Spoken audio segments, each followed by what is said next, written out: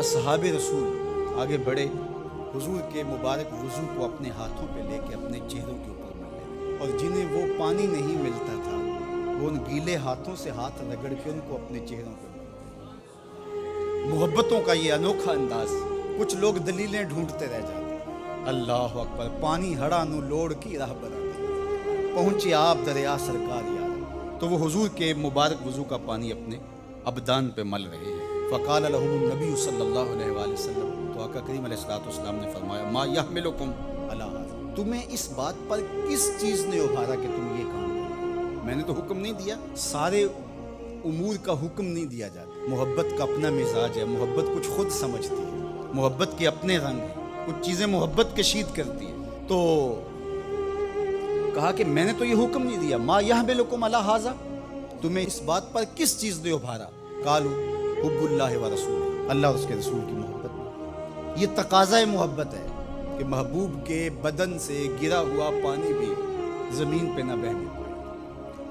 حضور علیہ الصلوۃ والسلام نے ایک دن پچنے لگوائے اور ایک صحابی کو کہا، جاؤ اس کو ایسی جگہ بہا آؤ جہاں کسی کے قدم نہ پڑے۔ وہ گئے اور ایک پتھر کی اوٹ میں بیٹھ کر نوش جان کر لیا، اور جب وہ واپس آئے تو حضور نے دیکھا تو کہا، لعلک شربت، شاید تو پی آیا ہے۔ اس نے کہا، جی حضور، میں نے کہا کہ اس سے بہتر اور کیا جگہ ہو سکتی ہے۔ تو آقا کریم ناراض نہیں ہوئے بلکہ فرمایا، یا غلام قد حررت نفسک من النار، اے بیٹے تو نے اپنے آپ کو آتش دوزخ سے نجات دلا دی۔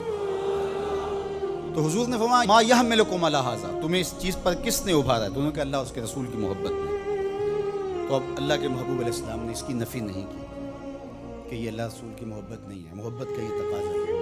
لیکن دوسرا پہلو حضور نے یہاں واضح کر کے بیان فرمایا، اور یہ نبی کا منصب ہے۔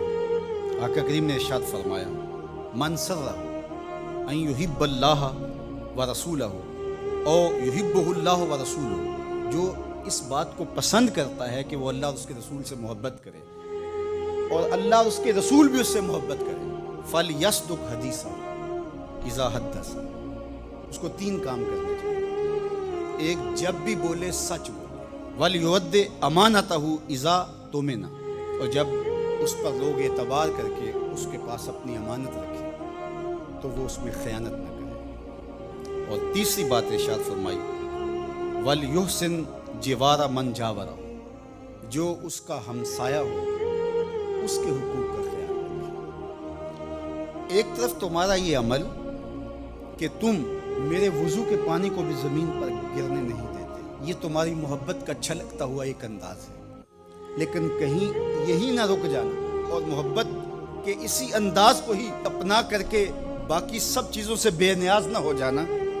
تقاضۂ محبت یہ ہے کہ تم میرے بتائے ہوئے طریقے کے مطابق بھی چلو، اور یہ کام اگر تم تین کر لو تو پھر تم سے اللہ بھی محبت کرے گا، اس کا رسول بھی محبت کرے گا، اور تمہاری محبت جو اللہ اور اس کے رسول کے ساتھ ہے وہ بھی معتبر ٹھہرے گی کہ تم صرف کچھ انداز بجا لانے سے اپنی محبت کا انداز اختیار نہیں کرتے ہو، بلکہ حضور کے لائے ہوئے دین کو بھی تم اپنی روح تک اتار کر کے اپنی محبت کے حقیقی رنگ کو پیش کرتے ہو۔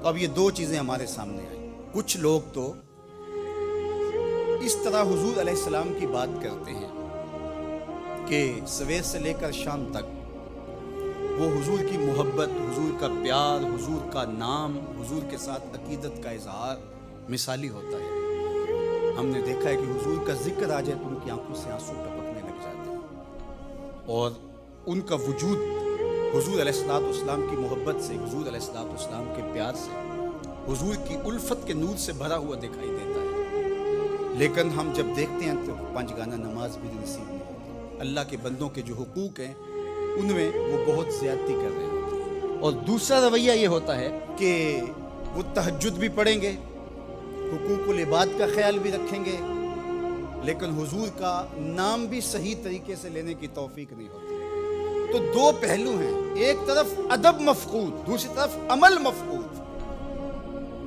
حضور علیہ السلام نے کہا کہ تمہارا یہ عمل کہ تم میرے وضو کے پانی کو بھی زمین پر نہیں گرنے دیتے، اور دوسری طرف یہ کہ اگر تمہارا یہ عمل نہیں ہوگا تو پھر تمہارے اس عمل اور تمہارے اس رویے کی تحسین نہیں کی جائے گی، تو توازن کے ساتھ آگے بڑھنا چاہیے۔ آپ عمل میں بھی طاق ہوں اور عقیدت کے رنگ بھی آپ کے بشرے سے دکھائی دیں۔